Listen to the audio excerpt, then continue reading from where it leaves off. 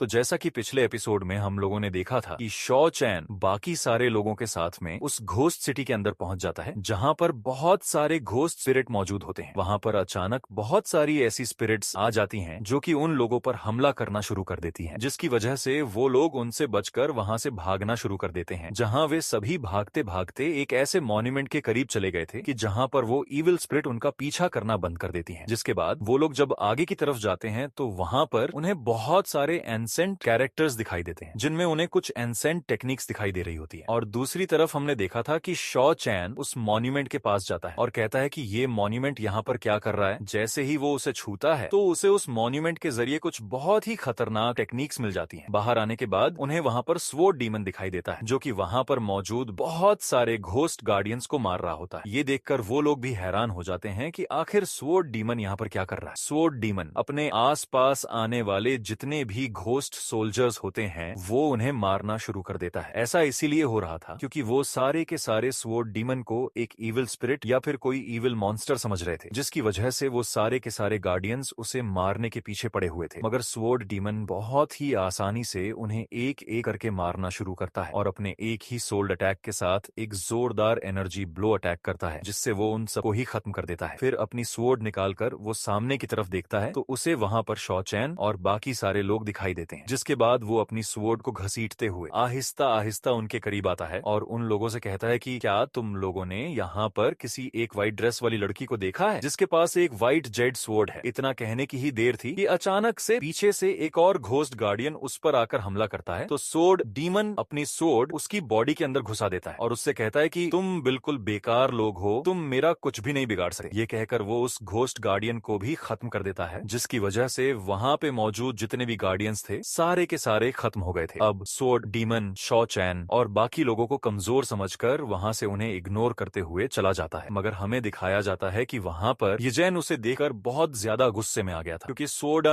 Demon ने ही यजेन के बड़े भाई को मार दिया था। और इस तरफ हम देखते हैं कि शॉ चैन वो उन घोस्ट स्पिरिट्स को देखते हुए कहता है कि ऐसा लग रहा है कि ये घोस्ट बाकी वाले घोस्ट से बिल्कुल डिफरेंट है। तो फिर मिस किंग चैंग उन्हें बताती है कि ये घोस्ट सिटी की घोस्ट स्पिरिट्स हैं, यहाँ पे ये हर एक चीज को गार्ड करती है। जिस तरह हम लोगों ने पहले यहाँ पर घोस्ट गार्डियंस देखे थे, ये भी घोस्ट गार्डियंस हैं जो कि हजारों सालों से यहाँ पर मौजूद हैं और इस जगह को गार्ड कर रहे हैं। मैंने एंसेंट रिकॉर्ड में इस तरह की घोस्ट स्पिरिट पर्स के बारे में बहुत कुछ पढ़ा था। तो फिर लियू मू उससे कहता है कि है ठीक है तो फिर बताओ कि तुम और क्या जानती हो। तो मिस किंग चैंग कहती है कि पहले तुम लोग मेरे ऊपर से वो रिस्ट्रिक्शंस हटाओ ताकि मेरी पावर्स अनसील हो सके, फिर मैं तुम्हें सब कुछ बताऊंगी। मगर मिस रुओ यान कहती है कि नहीं नहीं, ऐसा बिल्कुल भी मत करना। ये एक शातिर लड़की है, मुझे पूरा यकीन है कि अगर इसे एक मौका ही मिला तो भी ये एक मौका पाकर हमें मारने की कोशिश जरूर करेगी। और इस तरह फिर शॉ चैन भी उससे कहता है कि तुम्हें जो कुछ भी याद है हमें वो फटाफट बता दो। मगर मिस किंग चैंग कहती है कि नहीं, बिल्कुल भी नहीं। जिस पर शॉ चैन उससे कहता है कि तुम इस वक्त इस कंडीशन में हो ही नहीं कि तुम हमारे साथ कोई डील कर सको। बेहतर यही है कि तुम जो कुछ जानती हो वो हमें बताओ। मैं तुमसे वादा करता हूँ कि मैं तुम्हें तब तक जिंदा रखूंगा जब तक तुम हमारे साथ मौजूद रहोगी। और अगर तुमने हमारे साथ कोई भी चालाकी करने की कोशिश की तो फिर यकीन मानो कि यहाँ पर कोई भी ऐसा नहीं है जिसे तुम्हारी जान की परवाह हो। हम लोग तुम्हें मारने में जरा भी रहम नहीं खाएंगे। उसकी बातें सुनकर वो लड़की भी बहुत ज्यादा डर जाती है और कहती है कि ठीक है, इस तरफ आओ। सब लोग उसके पीछे जाने लगते हैं मगर शॉ चैन देखता है कि यजेन अभी भी वहीं पर खड़ा हुआ है। जिस पर वो यजेन से कहता है कि क्या हुआ तुम्हें। तो फिर यजेन उससे कहता है कि मैं इस स्वॉर्ड डीमन को देखकर बहुत ज्यादा भड़क गया हूँ माइक। मेरे अंदर का गुस्सा बाहर निकल आया है। मैं इसे जब भी देखता हूँ मुझे फिर से अपने भाई की मौत याद आती है। ये मुझे हमेशा से अपनी आंखों में खटकता रहेगा, इसीलिए मुझे एक बार में ही इससे अपनी जान छुड़ानी होगी ताकि मेरे अंदर से ये सारी नफरत खत्म हो सके। ये सुनकर शॉ चैन कहता है कि ठीक है, बस अपना ख्याल रखना। ये सुनने के बाद वो सीधा स्वॉर्ड डीमन के पीछे चला जाता है। और फिर अगले सीन में हमें दिखाया जाता है कि मिस किंग चैंग को फॉलो करते हुए वो लोग एक और डायरेक्शन की तरफ जाते हैं। तो वहां पर बहुत ही ज्यादा सन्नाटा होता है, जिस पर मिस रुओ यान कहती है कि यहाँ पर इतनी ज्यादा खामोशी क्यों है। तो फिर लियू मू कहता है कि ऐसा कहा जाता है कि उस एंसेंट वॉर के बाद जितने भी वॉरियर्स थे वो जब यहाँ पर आए थे तो वो एक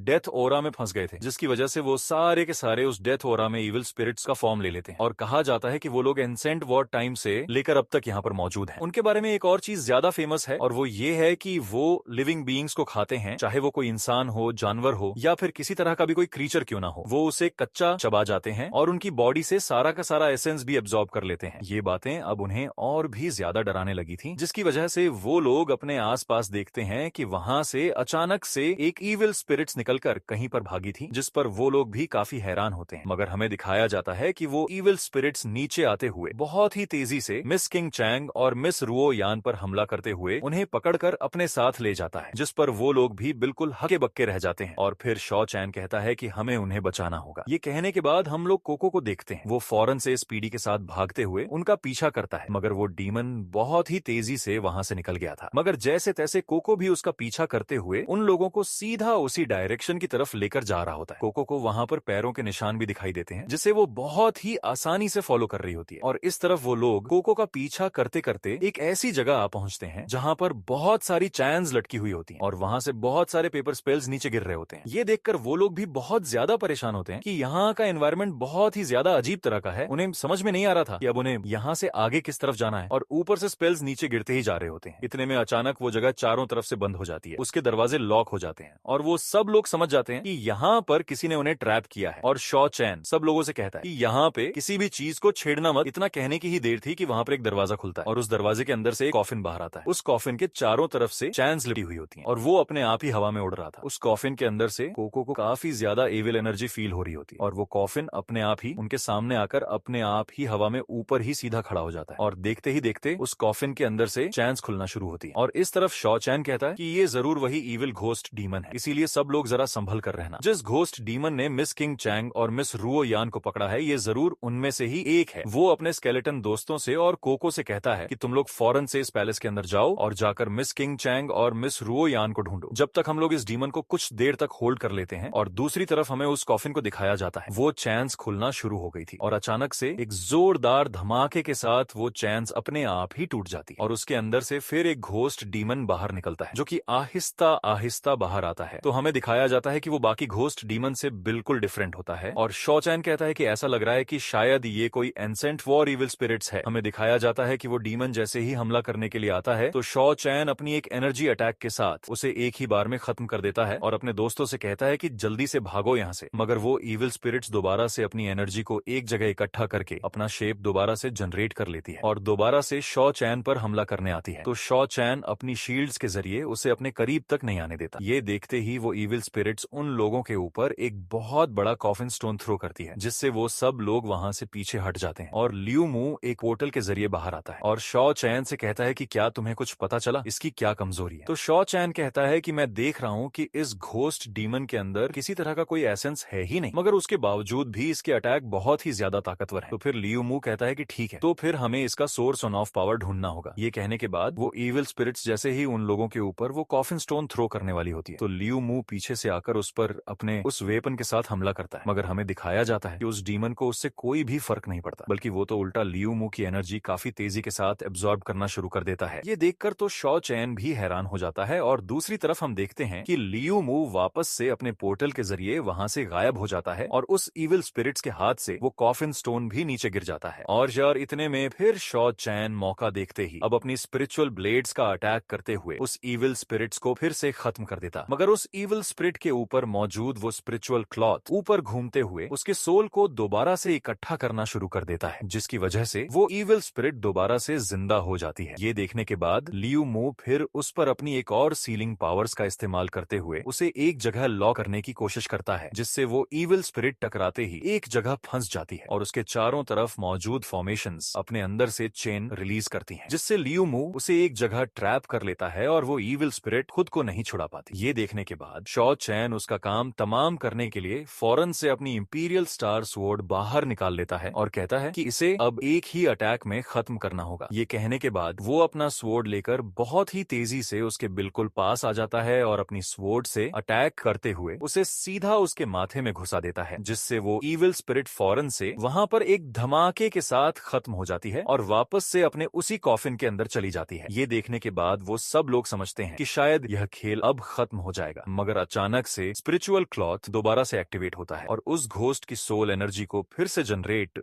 करना शुरू कर देता है, जिससे उसकी बॉडी पहले से भी ज्यादा ताकतवर होना शुरू हो जाती है। ये देखकर वो लोग समझ जाते हैं कि इस इविल डीमन की पावर और भी ज्यादा बढ़ने वाला है। उसकी बॉडी पहले जैसी हो गई थी और वो अब पहले के मुकाबले में ज्यादा ताकतवर लग रहा था, जिस पर उन लोगों को भी हैरानी होती है कि आखिर इसके पावर्स का सोर्स क्या है। जिसके बाद हम देखते हैं कि वो इविल स्पिरिट वहां पे मौजूद कॉफिन्स को फौरन से हवा में ऊपर उठा लेती है और उन कॉफिन्स को अलग अलग पार्ट्स में डिवाइड करते हुए उन्हें शॉ चैन और लियू मू के पास थ्रो करती है। तो वो लोग उसी जगह पर फंस जाते हैं हैं और वो ईविल स्पिरिट उनके ऊपर एक ढक्कन लगाकर उन्हें उस कॉफिन के अंदर बंद कर देती है और उन्हें गोल गोल घुमाना शुरू कर देती है, जिसके साथ ये सीन यहीं पे ही कट हो जाता है। अगले सीन में हमें दोबारा से यिजेन और स्वॉर्ड डीमन को दिखाया जाता है। वो दोनों ही काफी देर से वहां पर फाइट कर रहे होते हैं और उस जगह पे फाइट करते करते वो लोग अब इस लेवल तक आ पहुंचे थे कि अब वो लोग एक्सट्रीम पावर को यूज करने लगे थे। स्वॉर्ड्स डीमन कहता है कि सच में ये लड़ाई तो अब और भी ज्यादा खतरनाक होती जा रही है, मुझे तुम्हारे साथ लड़ने में और भी ज्यादा मजा आने लगा है। चलो मुझे अपना पावरफुल मूव दिखाओ, तुम कितना ताकतवर हमला कर सकते हो। अगर तुम्हारा हमला ज्यादा ताकतवर हुआ तो शायद तुम बच जाओगे, और अगर तुम्हारा हमला कमजोर निकला तो फिर तुम्हारे पास बचने का कोई भी चांस नहीं होगा। ये सुनने के बाद यिजेन भी बिल्कुल सीरियस हो जाता है और उस पर अपना फाइनल अटैक करने के लिए अपनी धर्मा पावर को यूज करता है। हमें दिखाया जाता है कि वो अपने रेलिक के साथ अपनी फुल पावर को शो करने के लिए एक धर्मा बॉडी को समन करता है। हम देखते हैं कि वो धर्मा बॉडी असल में जाइंट धर्मा फॉर्म होती है, जो कि साइज में बहुत ही ज्यादा बड़ी और काफी ज्यादा ताकतवर होती है। स्वॉर्ड डीमन उसके सामने ही खड़ा था और वो कहता है कि चलो आ जाओ और मुझे अपनी ट्रू पावर्स दिखाओ। इतना कहने की ही देर थी कि अचानक से फिर वहां पर हमें कुछ बर्ड्स की आवाजें सुनाई देने लगती हैं, जिसकी वजह से यिजेन थोड़ी देर के लिए रुक जाता है। वो लोग देखते हैं कि फिर वहां पर बहुत सारे इविल बर्ड्स आते जा रहे हैं। वो बर्ड्स आहिस्ता आहिस्ता बढ़ना शुरू हो गए थे, जिस पर स्वॉर्ड डीमन कहता है कि बोके, मैं अपनी फाइट में किसी को भी इंटरफेयर करना अलाउ नहीं करता, चाहे वो कोई ह्यूमन हो, कोई बीस्ट हो या फिर कोई इविल स्पिरिट हो। मेरी लड़ाई के बीच में जो भी आएगा वो मारा जाएगा। ये कहने के बाद वो अपनी स्वॉर्ड के साथ एक बहुत ही खतरनाक स्लैशिंग अटैक करता है, जिससे वहां पर मौजूद बहुत सारे इविल बर्ड्स मर जाते हैं। मगर इसके बावजूद भी इविल बर्ड्स इतने ज्यादा होते हैं कि उन्हें इस एक अटैक से खत्म नहीं किया जा सकता। दूसरी तरफ फिर यिजेन कहता है कि हमें इस लड़ाई को कुछ देर के लिए रोकना होगा, क्योंकि यहाँ पर काउंटलेस इविल बर्ड्स मौजूद हैं। अगर इन्हें खत्म ना किया गया तो हम लोग यहाँ पर नहीं लड़ सकते। ये कहने के बाद वो अपनी जाइंट धर्मा फॉर्म के साथ उन इविल बर्ड्स को मारना शुरू कर देता है, जिससे हमें दिखाया जाता है कि स्वॉर्ड डीमन एंड यिजेन दोनों ही मिलकर उन इविल बर्ड्स को खत्म करने लगते हैं। दूसरी तरफ हम उस इविल स्पिरिट को देखते हैं जो कि एक स्पेल क्रिएट करते हुए लियू मू और शॉ चैन दोनों को मारने वाली होती है, लेकिन तभी उस कॉफिन्स के अंदर एक जोरदार ब्लास्ट होता है और हम देखते हैं कि शॉ चैन और लियू मू दोनों ही वहां से बाहर निकल जाते हैं और उस अटैक का उन लोगों के ऊपर कोई खास फर्क नहीं पड़ता। शॉ चैन कहता है कि आखिर ये डीमन क्या चीज है, इसकी पावर तो कंटिन्यूअसली बढ़ती जा रही है। इतने में लियू मू भी एक पोर्टल के जरिए बाहर आ जाता है और कहता है कि हमें इसका सोर्स ऑफ पावर कट करना होगा, वरना ये इसी तरह ही पावरफुल बनता जाएगा। इस तरफ हम देखते हैं कि वो इविल स्पिरिट जैसे ही उन लोगों को जिंदा देखती है तो उसे और भी ज्यादा गुस्सा आ जाता है और वो शॉ चैन पर एक बहुत ही खतरनाक एनर्जी अटैक कर देती है, जिससे शॉ चैन अपने सामने मल्टीपल शील्ड्स क्रिएट करते हुए उन अटैक्स को रोकने की कोशिश करता है। ये देखने के बाद वो इविल स्पिरिट लियू मू पर अपने दूसरे हाथ से एक पावरफुल एनर्जी अटैक कर देता है। वो स्पिरिचुअल अटैक जैसे ही लियू मू के पास आता है तो लियू मू उसे देख लेता है और उसके वहां पहुंचने से पहले ही फौरन से पीछे हट जाता है, लेकिन वो एनर्जी अटैक फिर से पलटकर दोबारा से उसी डायरेक्शन में चला जाता है, जिस पर लियू मू कहता है कि अरे नहीं, ये तो और भी ज्यादा फास्ट स्पीड के साथ आ रहा है। वो अटैक सीधा आकर उसे हिट करता है, जिससे लियू मू तेजी से उड़ता हुआ जाकर एक पिलर से टकरा जाता है। दूसरी तरफ वो इविल स्पिरिट अपने स्पिरिचुअल अटैक्स करके उस बैरियर को भी तोड़ देता है, जिसकी वजह से शॉ चैन भी काफी ज्यादा परेशान हो जाता है। इतने में शॉ चैन की नजर उस स्पिरिचुअल क्लॉथ पर पड़ती है तो उसे पता चलता है कि शायद इस डीमन को उसी से पावर मिल रही है, जहां पर अब लियू मू कहता है अगर ऐसा है तो हमें ये कपड़ा इसके ऊपर से हटाना होगा, जिसके इतना कहते ही वो आगे बढ़ता है और लियू मू